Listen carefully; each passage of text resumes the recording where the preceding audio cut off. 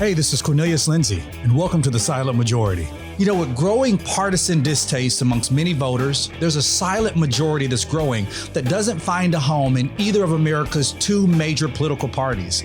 People don't know how to identify themselves, and a large number of people are simply not voting. Of all the voters, many people are just unsatisfied with either the candidates or the system. This silent majority is growing, and we have something to say. Welcome to the Silent Majority.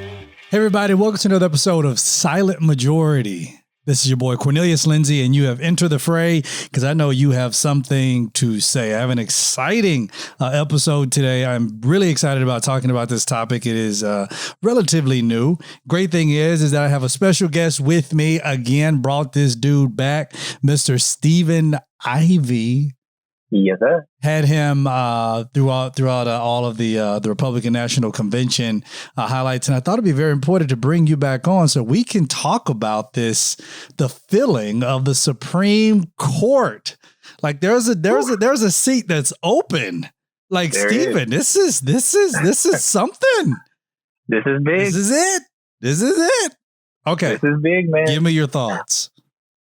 You know, first of all, I have to say I'm really sad, to hear of the death of the previous Supreme Court Justice.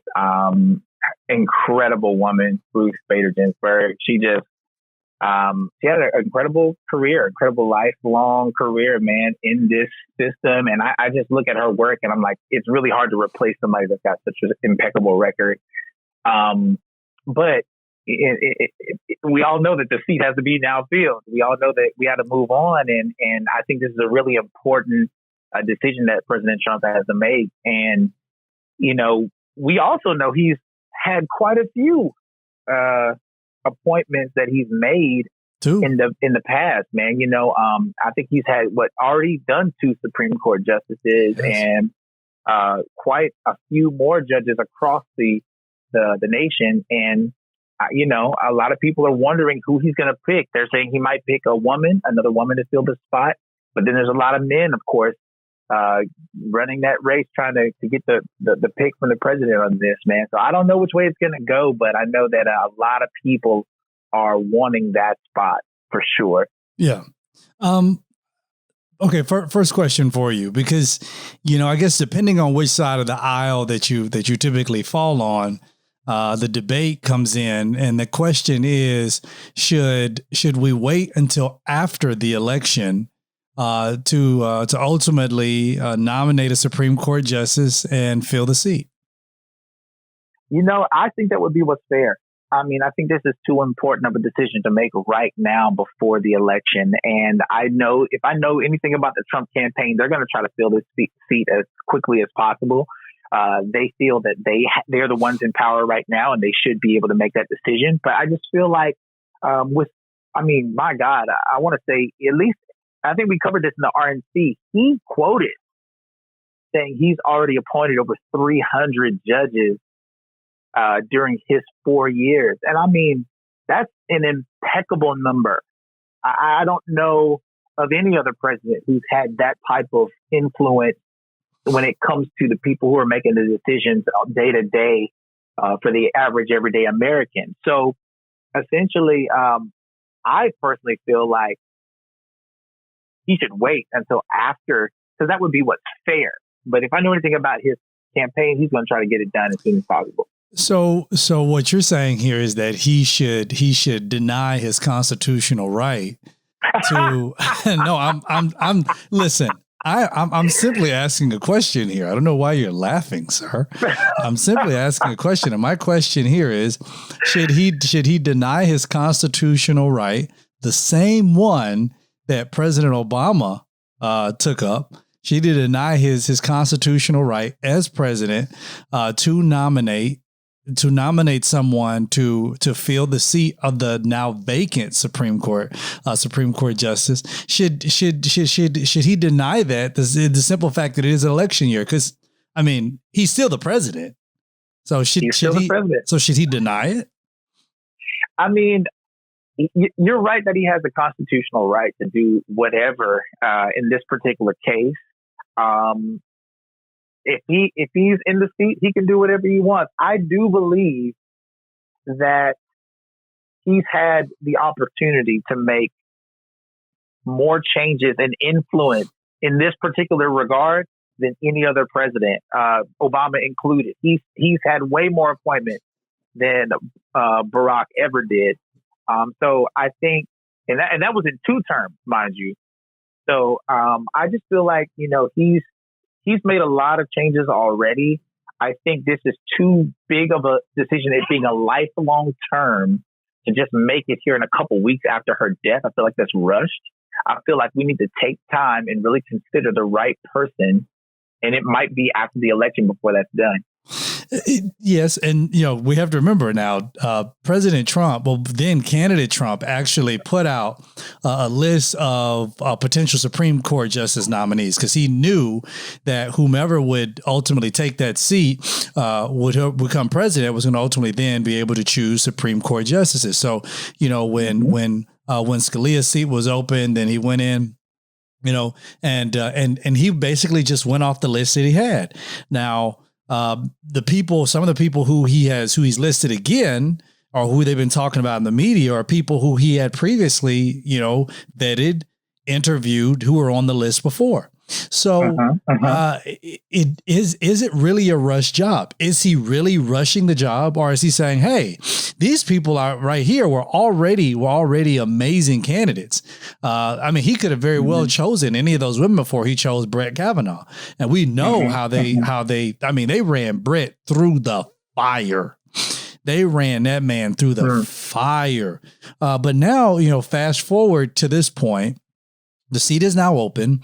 We are, I mean, it's September or whatever it is. And we're less than 50 days to the election.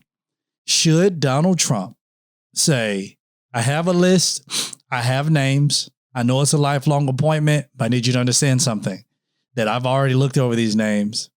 Should he just keep those names? Because remember, back when President Obama was in his lame duck, you know, second term, the lame duck presidency.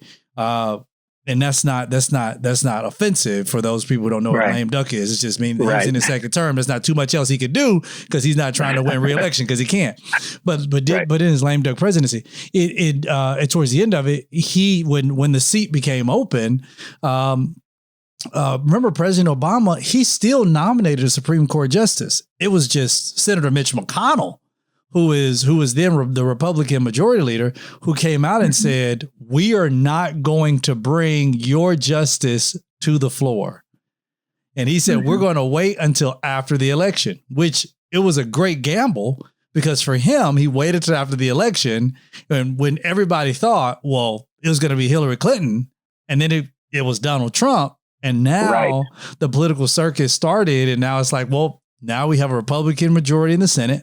We have a Republican president in the White House. So now we can work together and really push through whoever Trump wants. Yeah, man. You know, this is interesting because, of course, Mitch McConnell mentioning him, he's already stated that whoever Trump decides, you know, whatever Trump nominee there is, that he will receive a vote on the floor from the United States Senate. So we know that Mitch McConnell's on board because he's a Republican. But here's what I really want to know. Okay. Out of that list that you just spoke of, and you know me, I'm gonna just take it here for a second. Take it all the way there. Is anybody on that list black? It's all I really want to know. You know, I'm rooting for anybody black, bro. I'm just gonna be honest. I'm rooting for anybody black because here's the thing: he's appointed 300 plus judges, 2 of them to the Supreme Court all across this nation, and ask me how many of them are black. Not one of them are black. So for me personally, I don't know the 300. I would have to go do the 300. I do know the 2, Neil Gorsuch, and I also, you know, Brett Kavanaugh. Those are 2 white males. Absolutely. I just think, you know, for us to have all of the diversity displayed at the RNC, but not one person of color put in positions to be able to actually make day-to-day decisions that affect everyday Americans, I think it would be really I think he would steal his reelection if he put somebody of color in that seat. And he could very well do that. He hasn't come out and said exactly who he's going to do it. I think the news pundits have already thrown out two names. Have already thrown out two names and said these are the two people who it could be. Being one of the women being a front runner. But I agree with you. I believe that if Donald Trump came out and said we're going to put a woman of color up here, I do believe that would be amazing. I think that would really send a shockwave amongst Democrats. For sure. But I also think that would also send a very strong message to America about the diversity of America. Because right now, I mean, we're looking at Clarence Thomas, who's still there. And I forget her name. Oh my goodness, the Supreme Court judge. What is her name? Tamora, something like that. It was President Obama nominated her, and I can't get her name right now. But when you look at the Supreme Court right now, it doesn't look inclusive of America. And so I do agree that if there's going to be anybody, then there should be a woman of color. Honestly, I think right now the talk in the town amongst conservatives is that we have the opportunity to now put up a seat. And the seat, this person in this seat, I don't think conservatives were looking at the color as much as they are one key issue. And that is abortion. Roe versus Wade. This is the opportunity. This is the opportunity conservatives have been waiting for, to say that we can now put somebody on the bench that is going to overturn Roe versus Wade. That would cause a tsunami signal throughout America. Man, what? I'm already hearing the rumbling. Every conservative group out there is chopping at the bits right now. Yeah, I'm hearing the rumblings already, man. A lot of people are talking about this issue. This is not a game here. This is a big play to be made while the Republicans have the majority. And I really feel like this is an issue that could very well change in the next 6 months. What do you mean? Oh, you're talking about Roe versus Wade. Oh, absolutely. I think they're gonna move fast. I think they're going to move very quickly. I think on this particular issue, they're not going to wait. They're going to try to get it done quickly, and because they know once they make the change, it's so hard to get it undone if somebody tries to get it undone. So I don't think this will be something that takes a long time. I think if they get somebody in that seat quickly, this decision will be on the table in just a few months after the presidency. After the nomination, and it's going to be something in the works. It's probably going to be top agenda for sure. I definitely agree. Now, let me ask you this question, Stephen. So now we're getting threats from the Democrats, because the Democrats realize just how powerless they are right now to stop President Trump from putting up a Supreme Court nominee, and then B, on getting the Senate to actually vote for a Supreme Court nominee. I think the good thing that's on the Democrat side right now is they have Senator Lisa Murkowski, which, we already knew where Senator Lisa Murkowski was, from the senator from Alaska. She ain't gonna vote. She gonna vote what she want to vote on. The same way with a Senator Susan Collins of Maine. They both come out, both stating we should wait till after the election. They're not interested in voting on a justice right now. It's interesting to note, though, based upon in looking at their statements, both of them are saying that they're not interested in really voting on a justice right now. They feel like we should wait until after the election. What I'm interested in is when he actually put forth the nomination, will they still choose to vote? Is their statement only saying that because Susan Collins right now is in a very tough reelection, and then Lisa Murkowski, that's just Lisa Murkowski. Lisa gonna do what Lisa want to do, and she don't care about nobody else. She gonna do what she wants to do, and I believe her constituents actually like her for it. But my question to you is this: Democrats have been throwing out some stuff now. So the first thing, I believe it was Joe Kennedy III.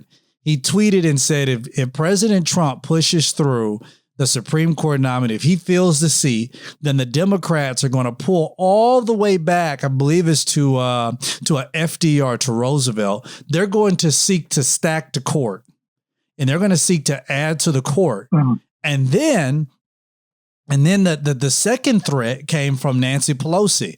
And Nancy Pelosi basically said that if President Trump pushes through a Supreme Court justice, then we are going to impeach him. Wow. So these are threats. So now the Democrats, as much as they can, the gloves are coming off. I mean, they were talking about that Joe Biden raised so much money. There was so much money that came for Lindsey Graham, mm-hmm. the black guy who's running against him. There's just so much money that are going to Democrats right now to really get the Democrats going. So much so that Joe Biden is starting to do commercials in traditionally red states, because he has so much money now that he can actually go into these states. But my question to you, Stephen, is, do you feel like that is fair play for Democrats to throw out those threats? I mean, at this point, we're at the battleground of this election. And I think nothing in the sense of, I think it's no holds barred is really what I'm trying to say. I don't think there's anything that they wouldn't do.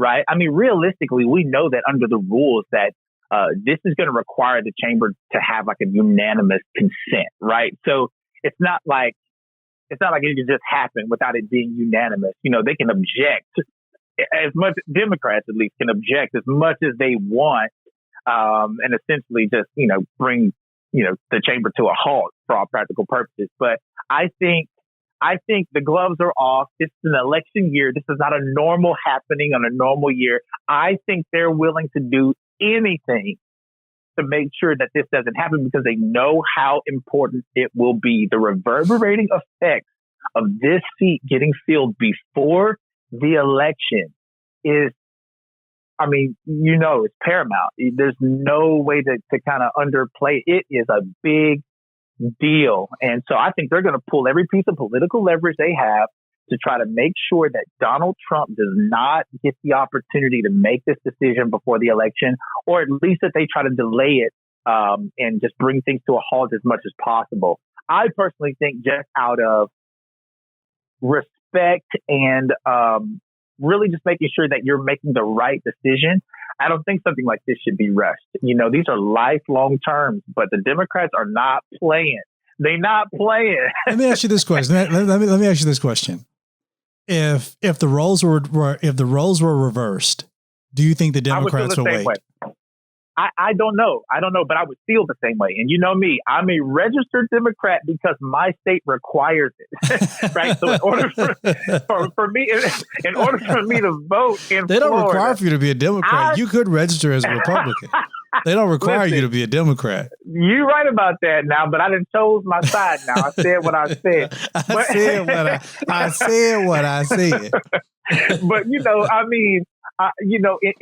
that's why. So I am not loyal to a fault with the Democratic policies, but I would feel the same way about it. I believe the Democrats, if the roles were reversed, should still wait until the election out of respect and out of honor for making sure that this is the right decision. President Obama didn't wait. I don't care. I don't care. President Obama did what President Obama felt like he needed to do. But I do feel like the circumstances were a little different because, again, this was his lame duck year, to your point. And the election is critical in this particular it was critical then. Section. I mean, Donald Trump was then a candidate, and to everybody in media. I mean, to most 90% of media outlets, that means that the devil was about to get into the White House. You remember how they portrayed Donald Trump like he would never win? I mean, President Obama was so confident he would never win that he actually said it. He said he would never be president. I mean, he had to come back and eat those words, but you know, it was like it was out there. I mean, they put it out there, and it wasn't just out there; it was like out there. So there was a lot of people that thought that. I mean, this man came from left field, bro. He came from reality television into a world that had never been traversed by someone of his acumen in any way, form, or fashion. So he has essentially done something that has never been done. I mean, if we're just going to keep it 100, I think the closest to him within a couple of lifetimes has had to been Ronald Reagan. Yet and still, Ronald Reagan went from actor to to governor, then to White House. So exactly. He still had much of a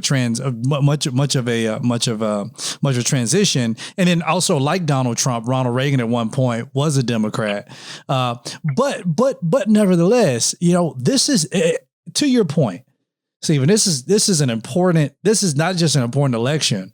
But it's important to, for everybody out here, for both sides, to get that seat, because Biden wants that seat so that he can really keep the court even. And because right now, that point, so let's talk about that. Okay. He wants to keep the court even. Isn't that how it should be?